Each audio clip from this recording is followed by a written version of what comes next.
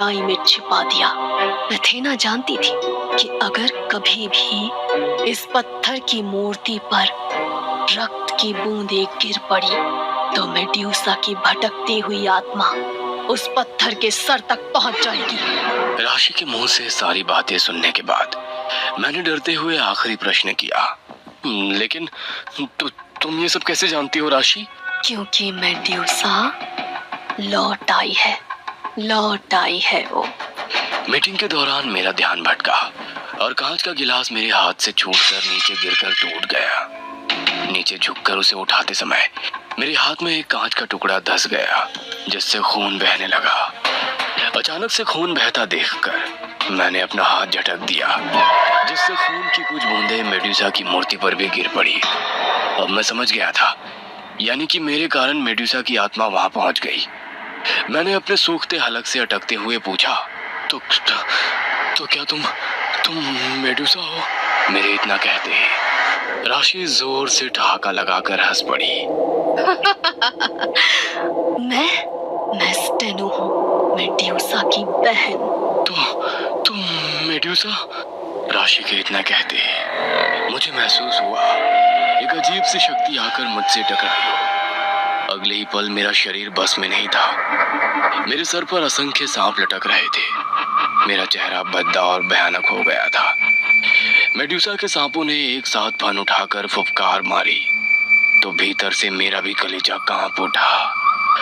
अब वो भयानक आवाज में चीखने लगी। उसके सर के सांप हवा में बिल्कुल सीधे खड़े हो गए थे। मुझे अपने शरीर पर कीड़ों के रेंगने का स्पर्श महसूस हो रहा था। मेड्यूसा राक्षस थी या देवी पता नहीं, लेकिन अब वो एक शैतान का रूप ले चुकी थी। उसकी बहन स्टेलना जो राशि के शरीर में थी, उसके सर पर भी अनेक सर्प बिलबिला रहे थे। मैं सब कुछ साफ साफ महसूस कर पा रहा था, लेकिन खुद को बेहद कमजोर महसूस कर रहा था। ठीक उसी समय एक वेटर खाना लेकर मेरे कमरे में पहुंच गया। मुझे पता था अगर मेड्यूसा ने उसकी आंखों में देख लिया तो वो बेचारा पत्थर हो जाएगा, इसलिए मैंने झट से आंखें बंद कर ली। मेरी आंखें बंद कर लेने से मेडुसा को गुस्सा आ गया और उसी पल उसके सर पर लटकते सांपों की गर्दन लंबी होने लगी और वे जाकर वेटर के गले से लिपट गए। मेडुसा जोर जोर से हंस रही थी और वो बेचारा वेटर तड़प तड़प कर अपने प्राण त्याग रहा था।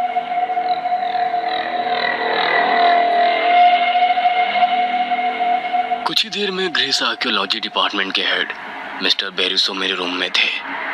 एक बार फिर मैंने कसकर अपनी आंखें बंद कर ली। मैं जानता था ऐसा करके मैं उसकी कुछ खास मदद नहीं कर पाऊंगा, लेकिन फिर भी मैंने अपनी तरफ से कोशिश की। मिस्टर बोरिसो ने जैसे ही मेरे कमरे में दो भयानक राक्षसी चेहरे देखे, वो डर से चीख पड़े।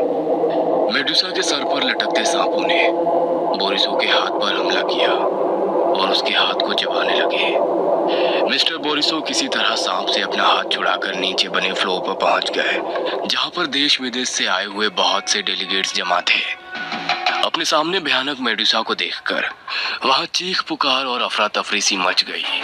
हर तरफ ऐसा लगता था जैसे मौत नाच रही हो। मेडुसा और उसकी बहन स्टेनो भयानक आवाज में हंस रही थी और उनके सर पर लटकते नाग और जहरीले सांप एक एक करके सभी को चबा रहे थे। उन्होंने किसी की आंखें नोच ली थी तो किसी का चेहरा चबा डाला था। हर तरफ बस खून ही खून फैला दिखाई दे रहा था। वहीं हॉल में एक किनारे पर छिपे हुए कपल आपस में बातें कर रहे थे। लिली, लगता है आज ये हम में से किसी को भी जिंदा नहीं छोड़ेगी। क्या ऐसा कोई तरीका नहीं है जिससे हम इसको वापस भेज सकें? मुझे लगता है जरूर ये सब शापित मूर्ति के कारण हो रहा है। क्यों ना हम इस मूर्ति को ही तोड़ दें। जॉन की बात सुनकर लिली और जॉन मेडुसा की नजर से बचते हुए उस मूर्ति के पास पहुंच जाते हैं और लिली हथौड़े से मेडुसा की मूर्ति को तोड़ने लगती है। जैसे ही मूर्ति के टुकड़े टुकड़े होते हैं, मेडुसा की शक्तियां कमजोर पड़ने लगती हैं। अपनी शक्तियों के कमजोर पड़ते ही मेडुसा ने गुस्से से जॉन की ओर देखा और इस बार मुझसे गलती हो गई। मैंने अपनी आंखें खोलकर जॉन की ओर देख लिया। इससे पहले कि जॉन मुझसे आंख मिला पाता, लिली ने जॉन के पीछे लटके एक कपड़े को जोर से खींच दिया। कपड़े के पीछे एक बड़ा आईना था। जॉन के पीछे लगे आईने से कपड़ा हटते ही मेडुसा ने अपने चेहरे को आईने में देख लिया, जिससे एक बार फिर से वो पत्थर में बदल गई थी।